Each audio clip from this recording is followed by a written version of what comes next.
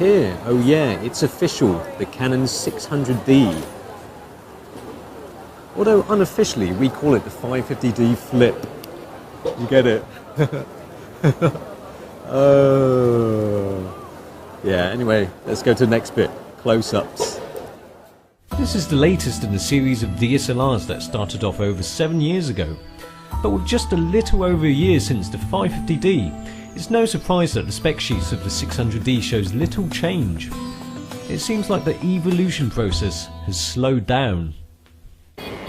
But when you've got opposable thumbs, learn how to walk upright and socialise with other people without clubbing them on the head. What more can you evolve into? It's quite obvious that the digital camera market has matured to a point where there just isn't that much room anymore for truly new innovations. When you first look at the 600D, you think that not much has changed on the outside from the 550D, and you assume that inside is more or less the same. Well, you're kind of about right. The sensor and the processor is the same amongst other things.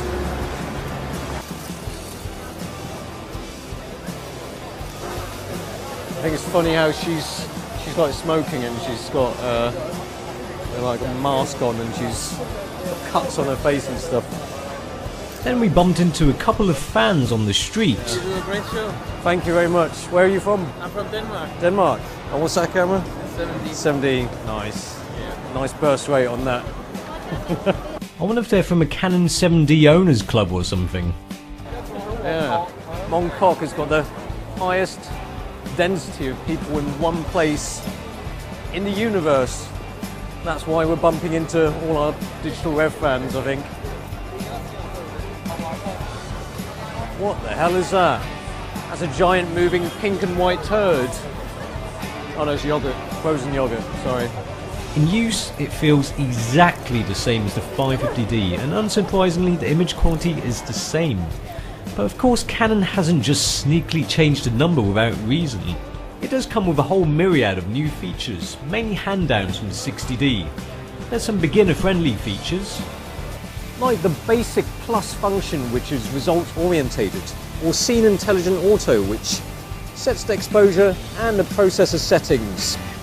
Basically, they've made it more accessible to the first-time DSLR user with all these functions. That makes it a lot easier to use your DSLR if you don't know how to. Then you've got some more creative ones. Then you can change the aspect ratio in live view mode. You've got 4:3, 16:9, and a square mode there. Yeah, unfortunately focus is really slow in live view mode. With the creative filters, you apply it after you've taken the shot. Yeah, whatever, shut up. So you select your photo, and then select your filter. Let's go for toy camera effect. For that low-mo look. Oh, look at that, that's great. Yeah, it's fine. Done.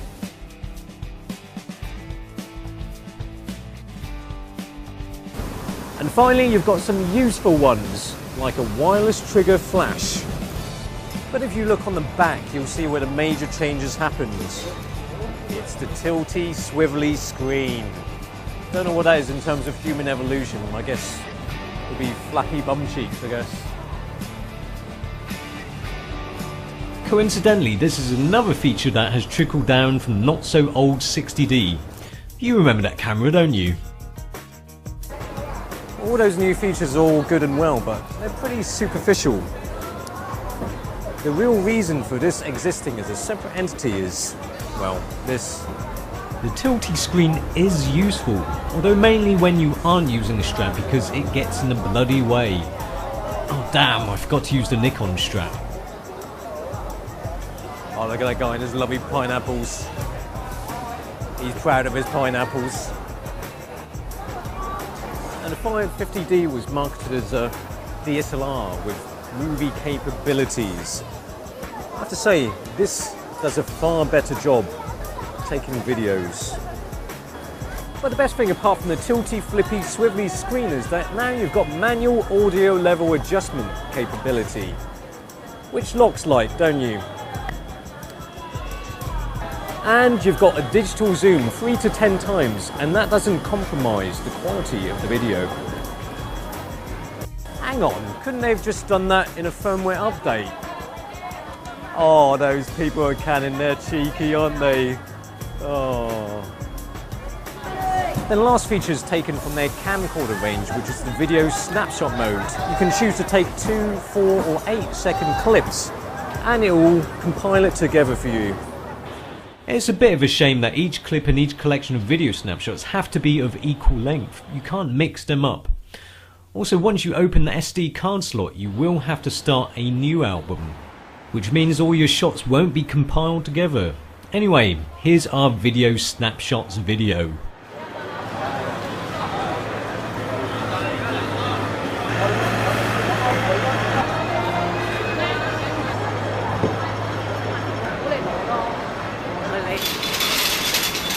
Oh, that's us.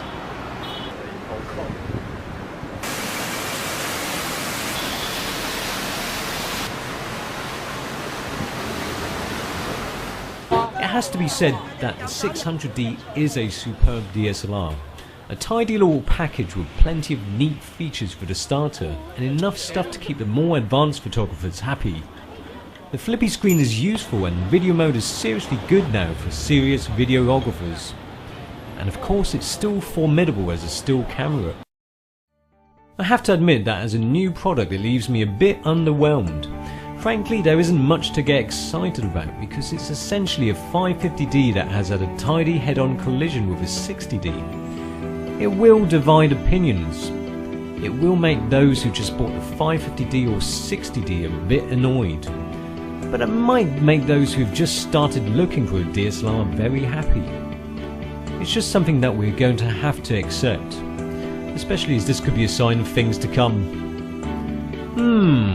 I wonder what the 650D will be like.